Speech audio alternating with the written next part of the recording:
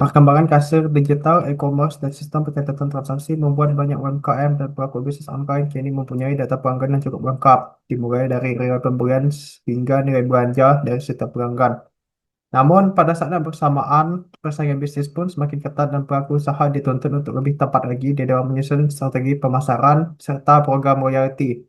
Secara ideal, keputusan-keputusan tersebut didukung oleh analisis data terstruktur sehingga bisnis dapat benar-benar memahami perilaku serta nilai dari masing-masing pelanggan. Permasalahan yang akan kami bawa adalah yang pertama, data transaksi hanya menjadi catatan tanpa analisis, kemudian diikuti dengan tidak ada pemisahan pelanggan loyal, bernilai tinggi atau yang mulai jarang datang. Kemudian pemilik usaha pun kesulitan melakukan analitik karena keterbatasan batasan teknis, serta program promosi yang tidak terarah karena tidak mengetahui segmen mana yang lebih responsif. Tujuan dari pembuatan proyek ini adalah untuk mengembangkan platform customer intelligence yang melakukan segmentasi pelanggan berbasis data transaksi. Ruang lingkup yang akan digunakan untuk proyek ini adalah input berupa file CSV transaksi yang terdiri dari customer ID, tanggal transaksi, jumlah transaksi, serta nama pelanggan. Proses yang akan digunakan adalah preprocessing, perhitungan fitur perilaku, segmentasi, atau clustering atau RFM. Dan output dari proyek ini adalah dashboard segmen pelanggan serta insight dan rekomendasi marketing sederhana dengan bertujuan untuk para pengusaha UMKM dan penjual online.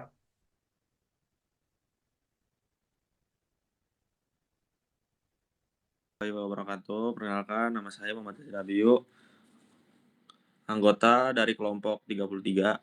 Saya akan menjelaskan tentang konsep produk dan value proposition. Yang pertama ada segmena, platform customer intelligence untuk UMKM. Mengubah data transaksi menjadi segmen pelanggan, champions, loyal, at risk, recent, and loss. Selanjutnya ada menyediakan analytics dashboard, total customer, total transaction, revenue trend, customer growth, distribusi segmen. Terakhir ada halaman detail segmen berisi daftar pelanggan per segmen plus recommended strategies. Yang kedua ada value proposition, ada segmentasi otomatis tanpa perlu keahlian data science, ada insight siap pakai dan mudah digunakan.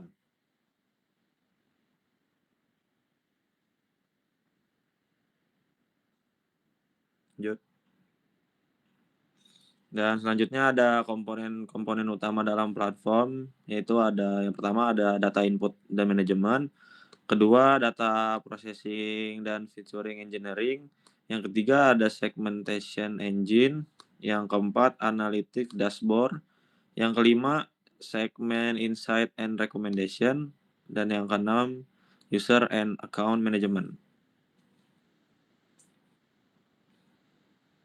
Dan yang terakhir ada alur kerja, yaitu ada 7 bagian. Yang pertama ada login atau sign up, yang kedua upload data transaksi atau CSV, yang ketiga ada pemrosesan dan pengolahan data, yang keempat segmentasi pelanggan otomatis, kelima tampilan analytics dashboard, keenam insight segmen dan rekomendasi, dan yang terakhir ketujuh yaitu adalah tindak lanjut oleh pelaku usaha.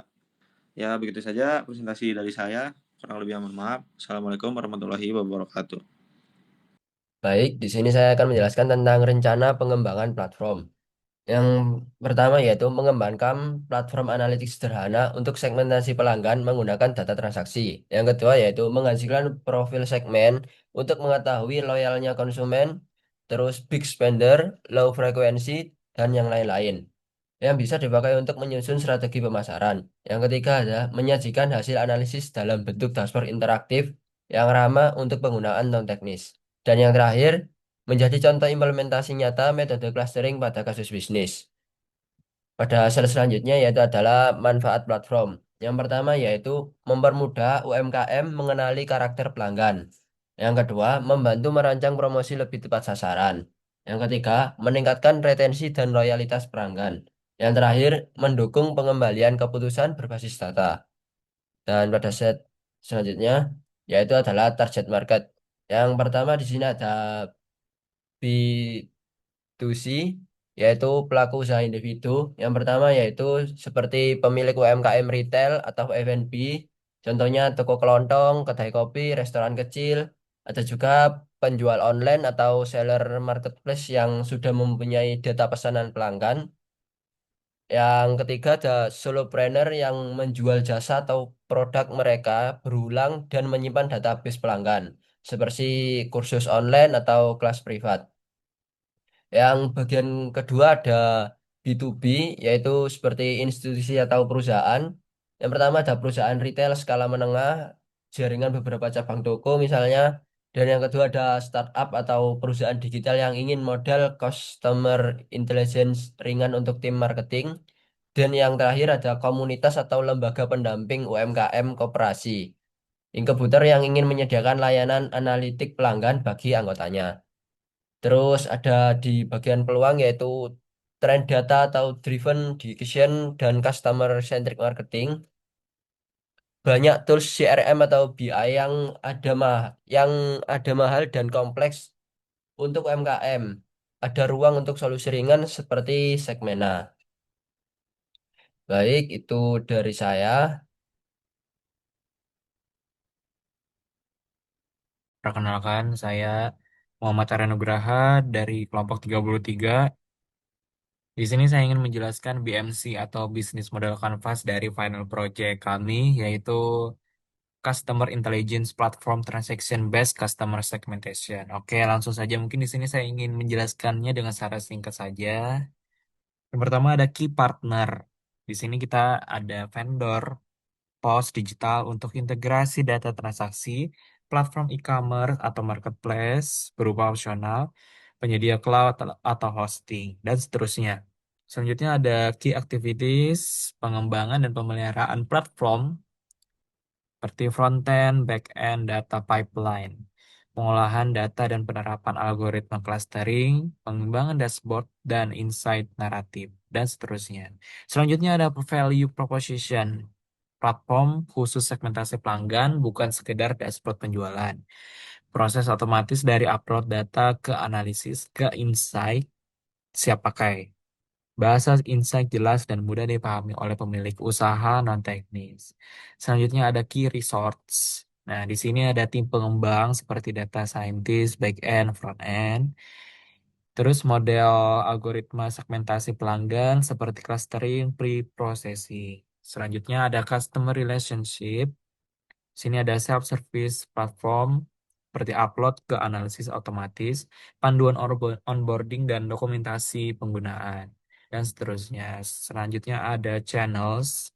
Di sini ada website resmi produk seperti landing page plus login platform, media sosial seperti Instagram, TikTok, LinkedIn untuk edukasi data driven marketing, dan seterusnya. Selanjutnya ada customer segment, UMKM retail dan F&B seperti minimarket, kedai kopi, restoran, dan lainnya. Terus ada penjual online dan marketplace yang punya data transaksi.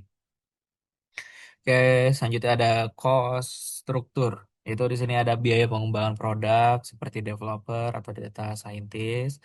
Dan di sini ada terakhir revenue streams, yaitu di sini ada subscription atau langganan bulanan per tahunan atau tahunan seperti basic, pro, enterprise. Pay per analisis untuk pengguna yang hanya ingin analisis per file. Ya, perkenalkan nama saya Yoga Pratama. Di sini saya langsung demoin saja webnya. Jadi ketika kita memasuki webnya, di sini ada landing page. Ini halaman utama Segmena, ada headline, preview, dashboard, dan tombol cepat buat upload data atau coba demo. Jadi kalau misalnya kita coba demo, kita langsung diarahkan ke analitik dashboard.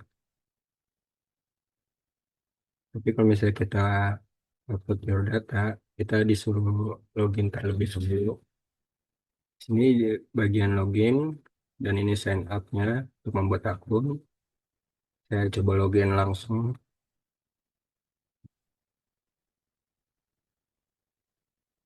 Nah, jadi ketika kita sudah berhasil login, di sini ada notifikasi, terus kita balik lagi ke landing page. Jadi ketika kita sudah berhasil login, kita bisa langsung upload data. Di sini tinggal drag and drop file CSV-nya dengan format, ada contoh formatnya di sini. Customer yang di custom apa format yang diperlukannya itu ada customer ID, transaction date, terus transaksi amount, sama customer name, nama pelanggan. Itu untuk customer name-nya itu bisa opsional. Contoh format CSV-nya ada di bawah ini. Saya coba langsung upload file. Sini ada contoh filenya, datanya. Nah, scroll lagi ke bawah. Di sini ada coba analisa start.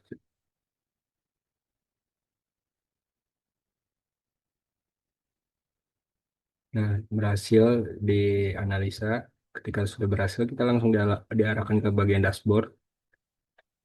Ini ada informasi, ada berapa total customer, total transaksi, terus average spend-nya, terus ada bagian customer segment, potensial loyalitas, terus loyal customer, at risk, loss, dan champion. Mungkin kita bisa klik bagian at risk di sini. Pelanggan yang sebelumnya aktif tapi mulai menjauh. Terus di sini ada informasi lain seperti yang biasa, seperti yang lain. Terus di sini ada rekomendasi strategis. Balik lagi ke bagian dashboard. Terus mungkin ada bagian loss. Di sini kita bisa lihat ada pelanggan yang sudah lama tidak bertransaksi. Terus ada berapa totalnya. Ada di sini ada informasi. Kita balik lagi ke bagian dashboard. Di sini ketika kita scroll ke bawah terus ada total revenue-nya. Terus revenue trennya ada grafiknya. Terus ada chartnya. Revenue transaksi. Kita kita bisa klik di sini. Februari berapa, Maret berapa, Aprilnya ada berapa, terus customer growth, pertumbuhan customer per bulannya, terus segmen distribusinya, di sini ada berapa persennya. Kita masuk ke bagian champion. Di sini pelanggan terbaik dengan frekuensi dan nilai transaksi tertinggi. Ada berapa customer, terus average spend-nya, terus average frekuensinya, terus total revenue. Customer di segmen ini ada satu customer dengan nama Hendra contoh. Terus rekomendasi strategisnya berupa eksklusif benefit dan early access, pelanggan terbaik. Di sini ada contoh implementasinya sama yang ini. Terus kita masuk ke bagian history.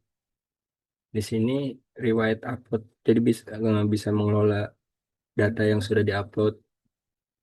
Jadi kita misalnya mau menghapus data yang sebelumnya bisa dihapus. Terus di sini ada bagian profile. Sini kita bisa edit profile, terus bisa menambahkan foto profile, terus email tidak bisa diubah, terus sama nama nama lengkap, simpan perubahan. Sudah, itu saja demo webnya. Sekian presentasi dari kelompok kami, kurang lebihnya mohon maaf. Wassalamualaikum warahmatullahi wabarakatuh.